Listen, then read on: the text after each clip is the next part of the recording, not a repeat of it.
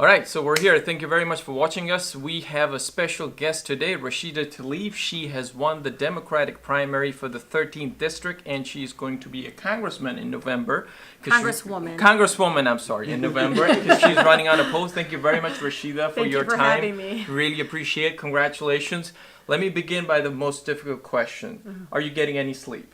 A little bit. No, last couple of days. You've caught me finally having at least 8 hours this past evening. So I'm because you're all over the place. You're on TV. You're running. Helping other campaigns. A lot of people think I'm actually in the studio next to the journalist. I'm not. I'm here right at home in Detroit, being kind of driven around in the Detroit area for some of these interviews.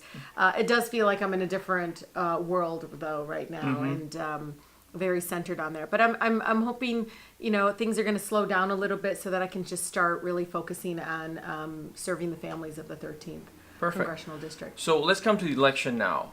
Before I ask you about anything else, what does it mean to you personally now that you know that you're going to be in Congress? Personally, what do you feel? I think it hasn't sunk in personally. I think people around me that know me the best have known me forever. Still, they're like, you're going to be a congresswoman. And I'm like, yeah, I don't, not that I dismiss, I am so humbled and inspired so much by my district, which is majority non-Muslim, majority non-Arab. This is where I grew up. This is where I've always felt myself, always felt like I didn't have to hide who I am. And I did it throughout this campaign. And when I won, I think it's just such a powerful message for the world and for their country at a time where it's been pretty dark for us and very painful to watch our neighbors from all backgrounds get attacked, from my Latino neighbors, my African American neighbors, my working class families, many of which in my district are white, that are really getting targeted from those that push so much against them when they're trying to just take care of their families. Right. How hard was this journey?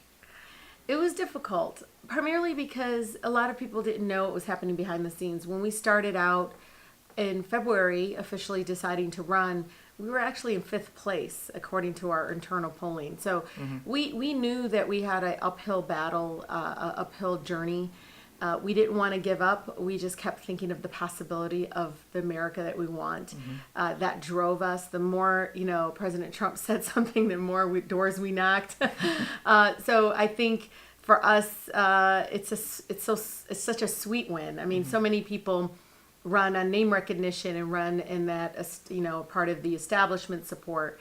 And I still, obviously have people out there that continue to say, very terrible things like, she should have waited, and there was, she's not part of us, that kind of thing. Not racially toned as much as political strategy and that kind of pushback from people that are in power now.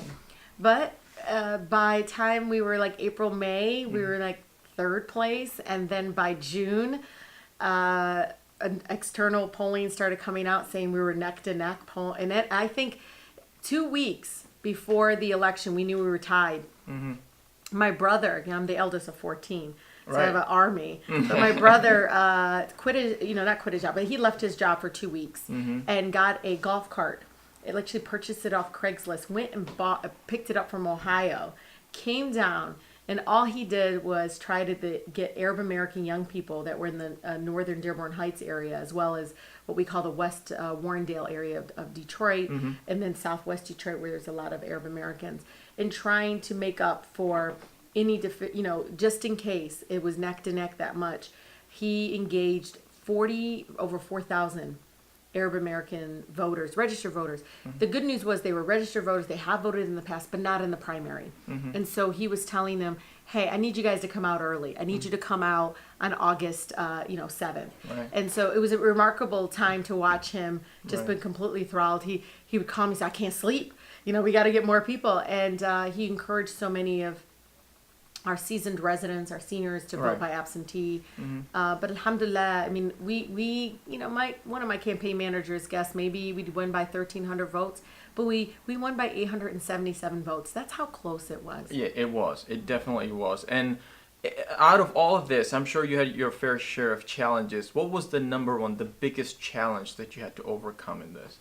I think the establishment and the fact that dark money was being put towards a committee that was very, very toxic and coming after me via social media.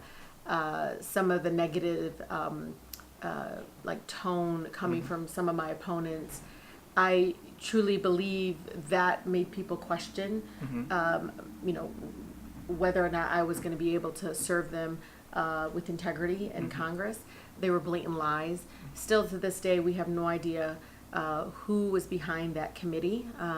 They gave it a really nice name. It just all of a sudden, poof, appeared after I started running. And I think it appeared, you know, when it looked as if I was going to be a hard person to beat, when they could see that I was door knocking, that I was raising the money.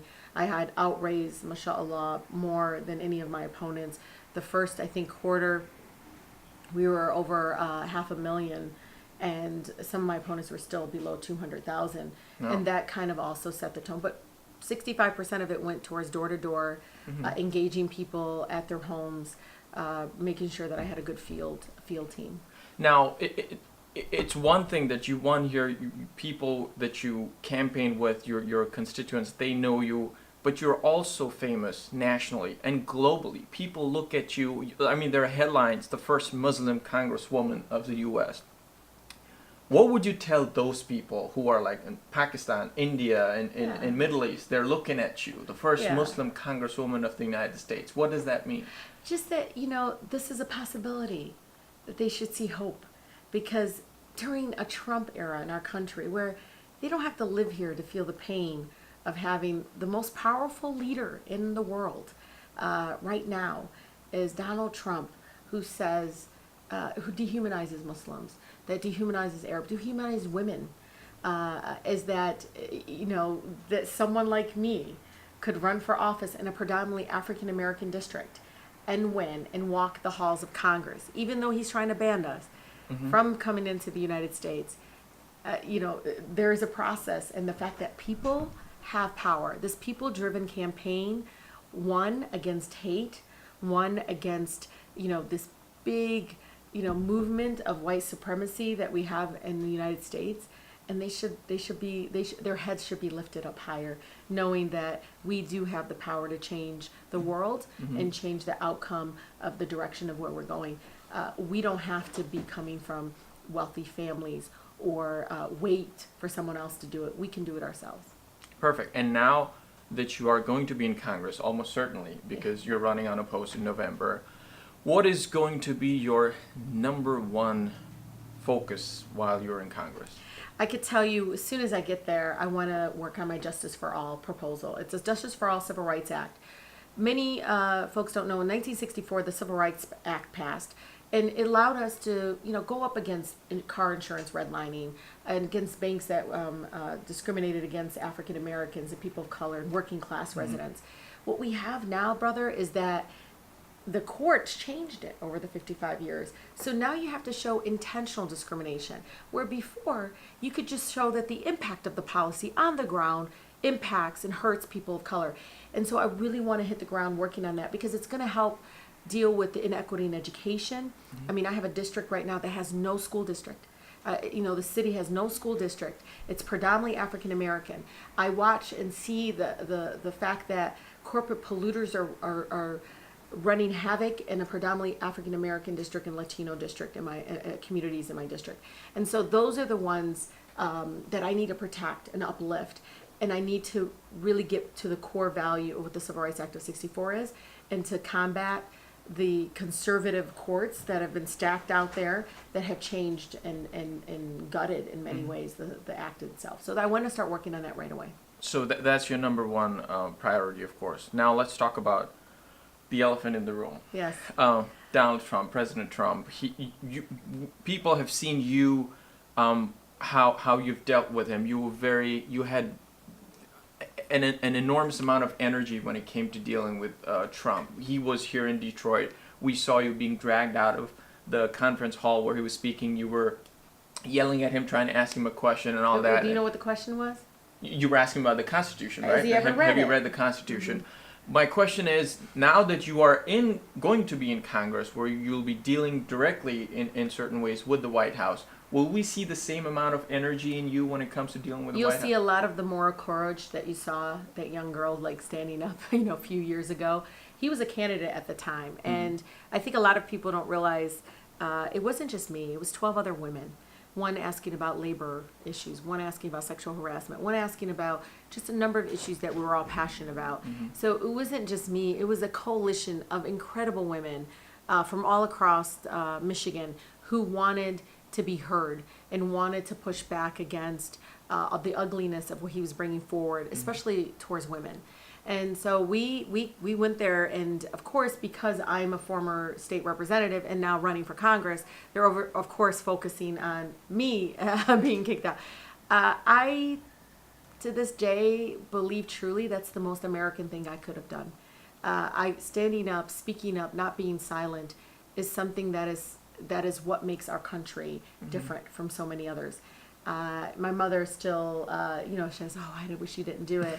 But at the same time, she's more worried about. She's a mother at that moment, right? Not an American, not anything. She's a mother at that moment, Right. and she wants to protect her daughter. But I can tell you, it does set the tone, and you can see more and more people challenging him in a much more courageous way. It has to be through action. Brother, it has to be not through me just yelling or shouting at him a question, but also through action and combating some of the, un-American policies he's trying to push forward. Now, speaking of the president and the White House, I know there's a lot of anxiety and fear among the immigrant community, especially when it comes to immigration laws and some of the proposals.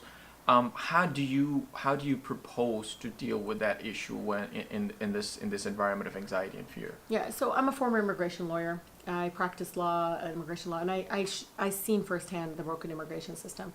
I think, it's about going beyond the White House and beyond the halls of Congress and working in my community to create the movement for comprehensive immigration reform. That's where you see the movement for dreamers. It started right here in the neighborhoods and communities with students, not somebody introducing a bill. Students organizing, coming together, and that's the way it's going to happen. It's going to be families coming together that are been ripped away from their children. It's going to be me, being part of that movement and supporting them, because it's going to start here, right here in our backyard, and we're going to take it to the halls of Congress. We already are starting, obviously, but that's the way it's going to be able to happen and be effective, is being able to support the organizing work around immigration reform. Now, and I know when people read the news and everything, there's so much, like I said, fear and negativity out there. I mean, you know the system more than a lot of people because you've been a lawyer and a lawmaker and all that. Is there anything positive out of all of this chaos that people can look towards? Yeah, I think my election is light, but also look at how many Muslims have ran, or Muslim American. 90. I'm not done. Ilhan Omar is going to be with me, hand in hand, walking into the House floor of Congress. I believe it in my heart. It's going to happen. I think what's also come out of it is strength. We have really been a people, for my African American Muslims here in Detroit, who have showed me just the strength that they went through for the civil rights movement. Asking them, like, what do we need to do? What do we need to push forward? In the sense of, like, we're disconnected and trying to, how do we connect with others? I truly think the fact that we're much more engaged is that light that has come with this darkness of having Trump be our president. A lot of the young girls, especially the young generation, they look up to you and people like you who've been in this for a long time and now they're going to Congress. What is your message to them? What are you telling them? Well, I just want them to know you don't have to change who you are. You could be exactly who you are and run and lead movements and organize your communities. Even if they don't look like you, they don't have the same faith as you or ethnicity. Know that you do it from a place of love. It is going to change the world, even the small world that you live in. Be you. And you'll have so much more fun and be more inspired, empowered in that way. If there's anything that can come out of this, is that I didn't shy away from being who I am, being an Arab American, being a woman, being strong and being a leader, being a mother, all of those things that come with me getting elected and people defining who I am. It didn't change, and I still won, and I was able to inspire so many others that don't have the same faith or don't share the same faith. And it really is time for us to act and time for us to really move forward in such a great positive way. And I hope it inspires so many to step up and to lead. I love it when I see my Muslim sisters running programs around supporting Latinas who are victims of, the separation of families. And when I see my brother, who is part of a great movement to support Black Lives Matter, that's that connection that needs to happen that I think doesn't happen enough. And it's interesting you mentioned your brother, and he helped you with the campaign, left his job for a while. They call him the golf cart. Yeah, they call him the golf cart. You have 2 boys as well, right? Yeah. What was their reaction when they heard about this, when they saw you win? I think Adam it turned 13 a few days after the election, but he was the most, just fired up. Oh, wow. He was working the polls with me. I mean, you should know throughout the campaign, not as much, but the last few days, because of the attacks, because I think it's like, that's my mom that you're talking about. And even though how much I try to keep that away from them, they hear it. And I've been always constantly talking to them about, that's just part of it. And but there's all this other positivity that is happening. Right. But Adam, I think, is, just, he's on cloud 9. I mean, he's really been feeling this kind of new energy that I've seen in him that I haven't seen in a while, and I'm really thrilled. My 7-year-old, on the other hand, is more like, can I talk to Channel 4? He after I give my interviews, he jumps onto the chair to get interviewed. I think it's still a little bit foreign to him, and not completely understanding what exactly it all means. What about you mentioned your mom and your siblings? What was their reaction? It really brought us all together. I don't want to get emotional, but we lost our dad in December.